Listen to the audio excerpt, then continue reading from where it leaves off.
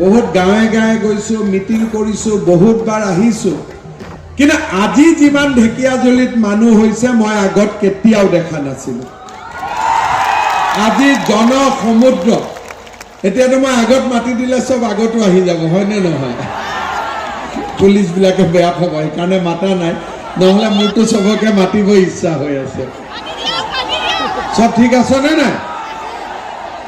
নালাগে ন মাতিব নে? ঠিক আছে। মুখ্যমন্ত্ৰী মোক আপোনালোকে 21 চনত পাতিলে, 26 চনলৈকে মই মুখ্যমন্ত্ৰী হৈ আছো। ইলেকশ্যন কিয়? কাৰণ মোদীজীক আমি 2014ত এবাৰ প্ৰধানমন্ত্ৰী পাতিলো, 2019ত এবাৰ আমি তেখেতক প্ৰধানমন্ত্ৰী পাতিলো, আৰু এতিয়া আমি নৰেন্দ্ৰ মোদীক 2024 চনত তৃতীয়বাৰৰ বাবে আমি প্ৰধানমন্ত্ৰী নিৰ্বাচন কৰিম। ৰাম মন্দিৰ বনিলে নে নাই? বনিলে? জয় জয় শ্ৰীৰাম। আজি আপোনালোকে চাওক, মোদীজী যেতিয়া ভাৰতৰ প্ৰধানমন্ত্ৰী হ'ল, ভাৰতত শান্তি হ'ল, দুখীয়া দৰিদ্ৰ মানুহে চৰকাৰী সুবিধা পাব আৰম্ভ হ'ল, দালালৰ ব্যৱস্থা নোহোৱা হ'ল। মোদীজীয়ে ক'লে সবকা সাথ সবকা বিকাশ।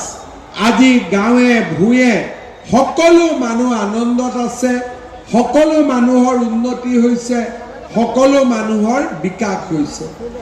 আপোনালোকে আমাক চৰকাৰ পাতি দিলে, 1 লাখ চাকৰি দিম বুলি কৈছিলো, 1 লাখ চাকৰি আমি দিলো। আজিৰ সভাত আমি ঘোষণা কৰিছো যে আৰু 50,000 চাকৰি আমাৰ যুৱক যুৱতীসকলৰ বাবে আমি খুলি দিম।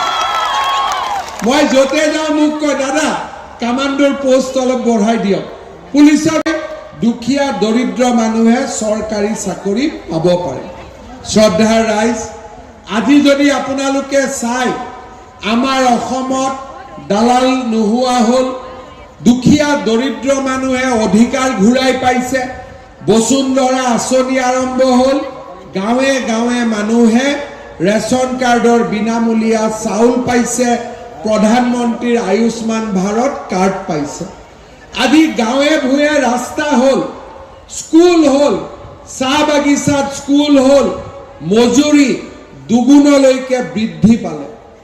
মই আজি আপোনালোকক কেইটামান নতুন কথা কম। যিখিনি আগত হ'ল সেইখিনি আপোনালোকে গম পায়, কিন্তু এতিয়া ঢেকিয়াজুলিত মই আজি মিটিং কৰিলোঁ, কিন্তু ঢেকিয়াজুলিৰ সব জায়গাতো মই যাব নোৱাৰো, পাৰিম নেকি? অশোক সিংঘাল ডাঙৰীয়াৰো দায়িত্ব বহুত, সব জায়গাত যাব নোৱাৰে। আজি মই যিখিনি কথা কম, আজি উপস্থিত থকা সকলো মানুহে ঢেকিয়াজুলিত গাঁৱে গাঁৱে ক'ব লাগিব। বৰচলাত মই আকৌ এদিন আহিম, বিহগুৰিত মিটিং কৰিব আহিম, আৰু ৰঙাপাৰাতো মিটিং কৰিব আহিম। গতিকে আজি মই ঢেকিয়াজুলিৰ কথা বেছি কম, বৰচলা আৰু বিহগুৰিৰ কথা তাতে মিটিং পাতোতে কম। বিহগুৰিত যাবই লাগিব, ঠিক আছে? শ্ৰদ্ধাৰ ৰাইজ, আপোনালোকে এটা মোক কথা কওকচোন, আপোনালোকৰ ঘৰত ৰেচন কাৰ্ড কিমানৰ আছে?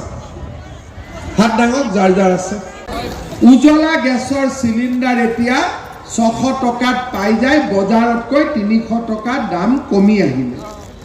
3 নম্বৰ, যাৰ যাৰ ৰেচন কাৰ্ড আছে তেওঁলোকক মোদীজীয়ে এটা আয়ুষ্মান ভাৰতৰ কাৰ্ড দিলে। কাৰোবাৰ ঘৰত বেমাৰ হ'লে এতিয়া আমি 5 লাখ টকালৈকে বিনামূলীয়া চিকিৎসা পাব পাৰোঁ। এতিয়া মই কি ক'লো যে ৰেচন কাৰ্ড থাকিলে অৰুণোদয়ো পাম। এতিয়া মই আৰু এটা আঁচনি ক'ব খুজিছো, আপোনালোকে অলপ হৃদয়ৰ পৰা ভাবিব। যেনেকে অশোক সিংঘালৰ পৰিয়ালত অশোক সিংঘাল, মোৰ পৰিয়ালত মই, কৃষ্ণকমল তাঁতীৰ পৰিয়ালত কৃষ্ণকমল তাঁতী, তেনেকে সকলোৰে পৰিয়ালত একোজন উপাৰ্জনকাৰী ব্যক্তি থাকে। এতিয়া কিবা কাৰণত ভগৱানে নকৰক সেই ব্যক্তিজনৰ যদি মৃত্যু হ'ল, আমাৰ পৰিয়ালটোতো বহুত কষ্ট পায়, হয়নে নহয়? আৰ্থিকভাৱে কষ্ট পায়, ধাৰ থৈ যায়, ধাৰ মাৰিব নোৱাৰে, জীয়াই থকা মানুহকেইজনৰ বহুত কষ্ট হয়।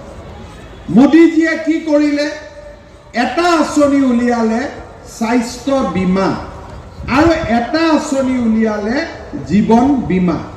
কিন্তু আমাৰ মানুহে স্বাস্থ্য বীমাও কৰা নাই, জীৱন বীমাও কৰা নাই, কাৰণ ইঞ্চুৰেঞ্চ কৰিলে টকা দিব লাগে।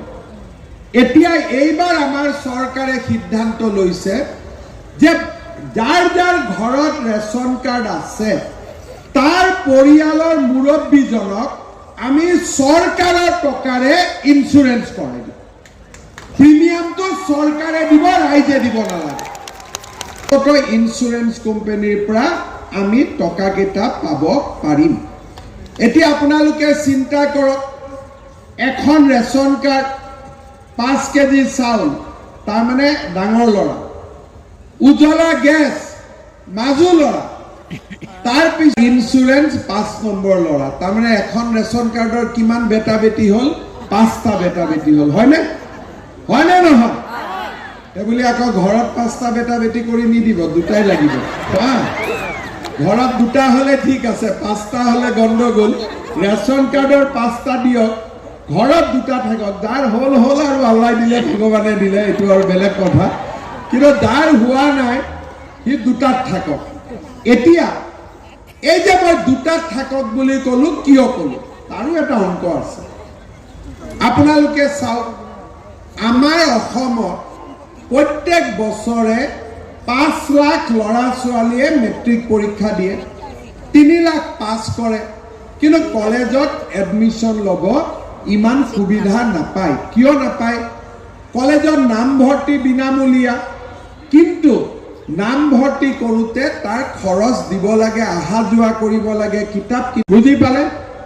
যে ঘৰত যিটো ল'ৰা আছে, ল'ৰাটোক দেউতাক মাকে পঢ়াব, আৰু ঘৰত যিটো ছোৱালী আছে তাক মামাই পঢ়াব। হ'ব, তহঁতে বেয়া পাই লাভ নাই, ছোৱালীকেইটা পঢ়িলে ভাল কইনা এজনী পাবি ঘৰত, বুজিলি? প্ৰত্যেকখন বাগানৰ হস্পিটাল বিলাকো সুন্দৰ হৈ পৰে, আৰু ধুনীয়া হস্পিটাল একোখন আমি প্ৰত্যেকখন বাগিচাতে আমি যাতে পাব পাৰো। শ্ৰদ্ধাৰ ৰাইজ, ইয়াৰ উপৰিও ঢেকিয়াজুলি সমষ্টিত যিমানখিনি ৰাস্তা ঘাটৰ কাম বাকী আছে, এই গোটেইখিনি ৰাস্তা ঘাটৰ কাম সমাপ্ত কৰিবলৈও আমি চৰকাৰৰ পৰা অশোক সিংঘাল ডাঙৰীয়াৰ কাৰণে এটা ইকনমিক পেকেজ, এটা আৰ্থিক পেকেজ আমি দিম, যাতে আমাৰ ঢেকিয়াজুলিৰ বাকী থকা ৰাস্তা ঘাটবিলাকো সুন্দৰ কৰি হৈ পৰে। আমাৰ এটা মডেল সমষ্টিলৈ আমি ৰূপান্তৰ কৰিব লাগিব, আৰু তাৰ কাৰণে আপোনালোকে সুন্দৰভাৱে কাম কৰক। আপোনালোকক সাব চেণ্টাৰ লাগে, আপোনালোকক আৰু হস্পিটাল লাগে, যিমানবিলাক লাগে সেইখিনি মই কৰাৰ বাবে যত্ন কৰিম। আৰু 2টা কাম মই কৰি দিম। ঢেকিয়াজুলিৰ পৰা গুৱাহাটীলৈকে যাবৰ কাৰণে ASTCৰ পৰা আপোনালোকক 3খন AC বাছ ছাৰ্ভিচ ৰেগুলাৰ মই দি দিম, যাতে আপোনালোকৰ যোৱাত কোনো অসুবিধা নাপায়।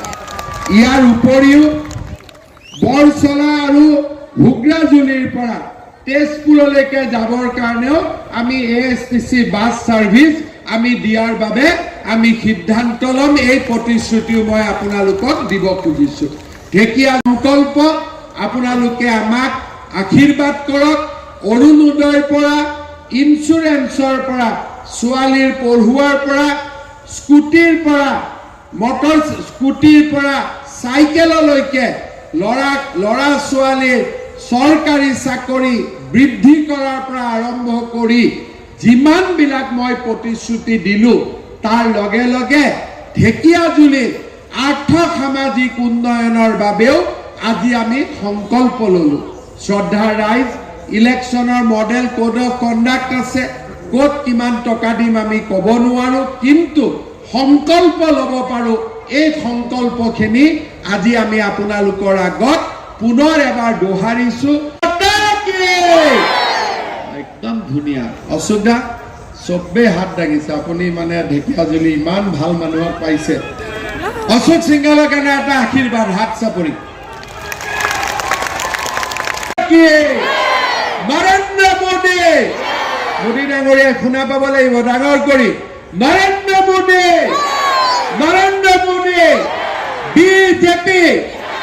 BJP AGP